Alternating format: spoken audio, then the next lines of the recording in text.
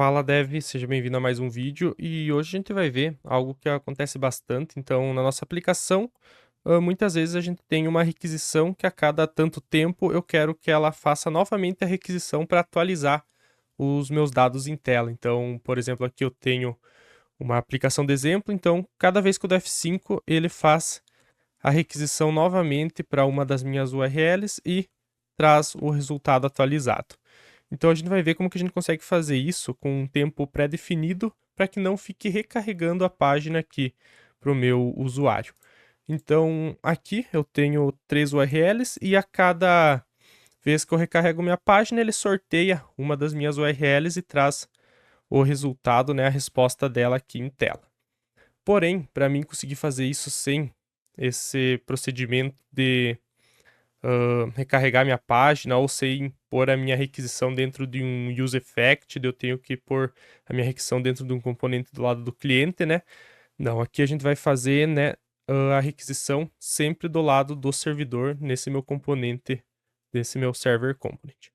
Então, primeira coisa, eu vou tirar esse meu data aqui da minha page.tsx e eu vou criar um novo componente, que daí sim eu vou criar um componente do lado do cliente. Então, vou dar o nome de client component.tsx. E aqui eu vou exportar uma função. Então, vou criar um componente padrão, onde eu vou receber aqui daí o meu data para mim renderizar em tela. Não vou pôr nenhuma tipagem para ele por enquanto. E aqui eu só vou retornar dentro de uma div o meu data. Fez um ponto stringify o data que eu recebi. E aqui dentro da div eu vou inserir o meu client component, passando a minha propriedade data.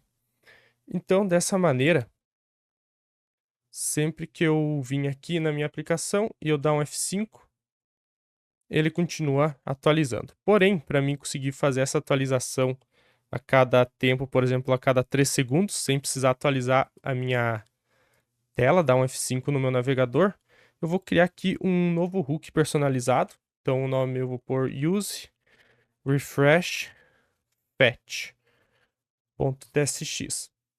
Então, aqui dentro desse hook, eu vou exportar também uma função. Vou inserir o mesmo nome para ela, o mesmo nome do meu arquivo. E aqui a única coisa que eu vou receber é a quantia de milissegundos que eu quero para ele refazer a requisição para mim. Dessa maneira aqui.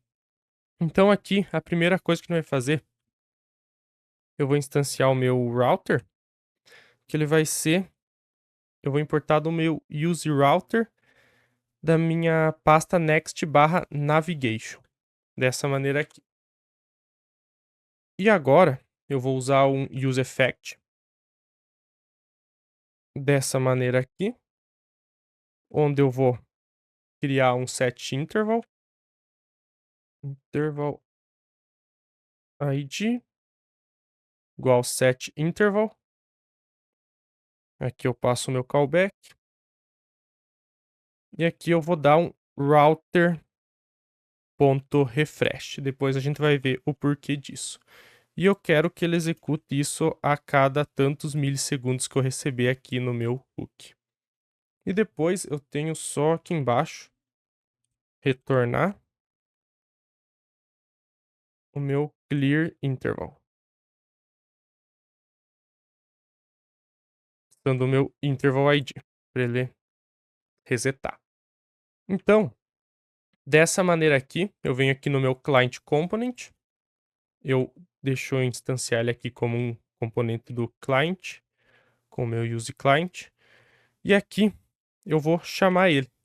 Então, use refresh fetch.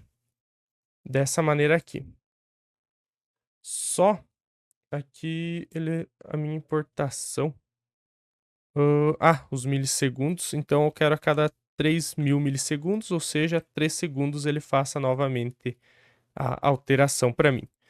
Então a cada 3 segundos ele vai sortear uma dessas URLs para fazer a requisição e trazer minha resposta aqui em tela. Então, sem dar F5, eu posso ver que ele já começou a atualizar e a cada 3 segundos ele faz novamente a requisição, então ele pegaria meus dados atualizados lá na minha API, no meu endpoint, no meu banco de dados, independente da maneira que eu estivesse utilizando.